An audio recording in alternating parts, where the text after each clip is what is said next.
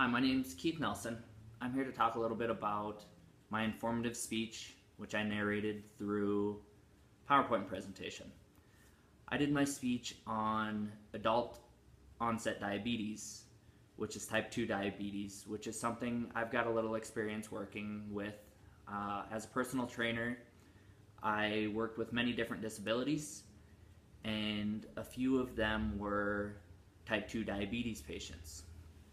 So this gave me a little more experience and a little bit more knowledge, which helps with speaker's ethos because I could speak from firsthand experience and experience with doctors working with me. Ethos is really important. It's what allows your audience to connect with you and believe what you're saying. If you don't have speaker's ethos, your audience isn't really going to connect with you and probably isn't going to get very much out of you. Which for an informative speech, where you're trying to teach somebody something or inform them on a certain topic, you need to be trustworthy. They need to believe what you're saying, or else there's no reason to really be doing it.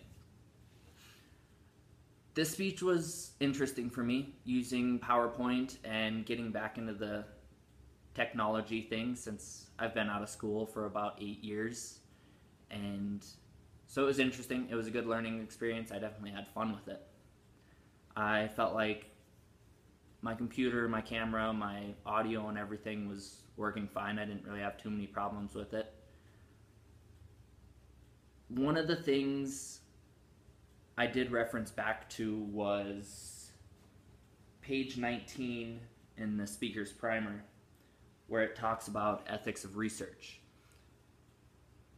To try and create speaker's ethos, I used a published article, and you have to make sure when you're using an article like that that you keep the ethics of your research true the whole time. You can't change numbers, you can't reword things too much. You pretty much have to use exactly what they say, how they say it, because you don't want to change the results that they're trying to put out there, because they're the ones that did the research.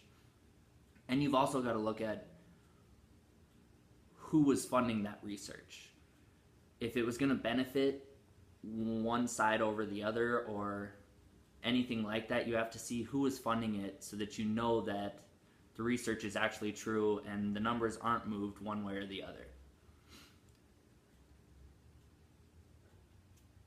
I think one of the things that really worked in my speech was putting some of the statistics out there.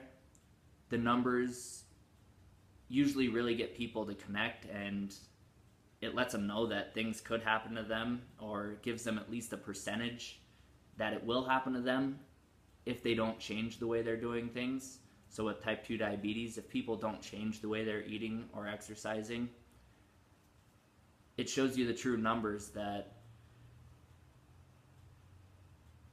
a lot of people end up having this, and it's something that's preventable, so most people shouldn't ever have to go through it, but so many people still do. Well, that's all I have for my review on my informative speech. I hope all of you guys had fun doing it. I know I learned a few things and look forward to doing the next one. Thanks. Bye.